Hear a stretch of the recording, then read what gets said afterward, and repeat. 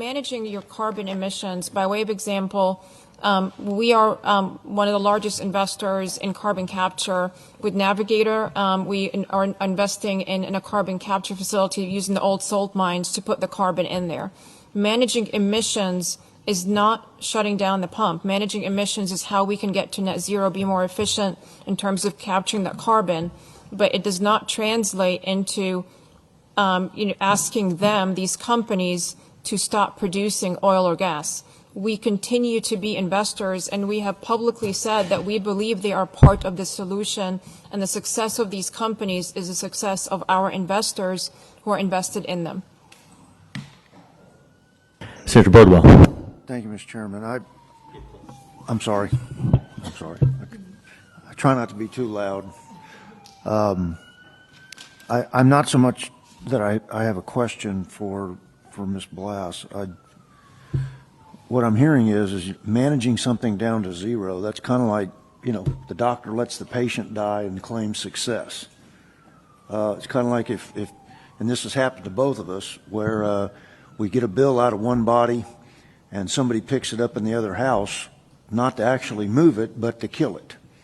And so in this sense that BlackRock and State Street, maybe you haven't spoken to this directly, ma'am, so maybe I should, but get to claim they invest in the energy industry so that they don't deal with the boycott aspect, that they're not boycotting industry, but they're functionally malpracticing, in my view, in the sense of letting an energy production system survive and thrive and continue to move if you're letting the patient die.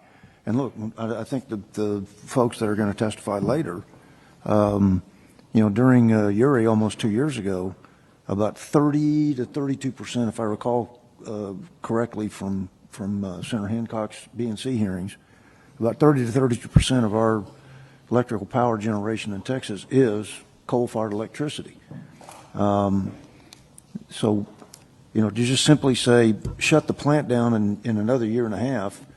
I mean, I've got rural folks that are sick of seeing solar farms going up on every good piece of ranch land. Maybe that's why we're going to be eating insects instead of, because there's nowhere for the cattle to graze.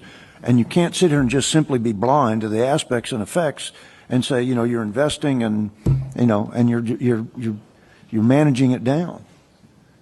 I mean, if I may speak bluntly, Mr. Chairman, I mean, it's like urinating on my leg and telling me it's raining. I guess I'm just frustrated being taken for a fool, and we're not sitting up here being foolish. We're scared to death of what you're going to do to our citizens in this state of Texas, and call it the free marketplace. So, thank you. Thank you, Senator. Senator Hall, and get close to that microphone. Again, how do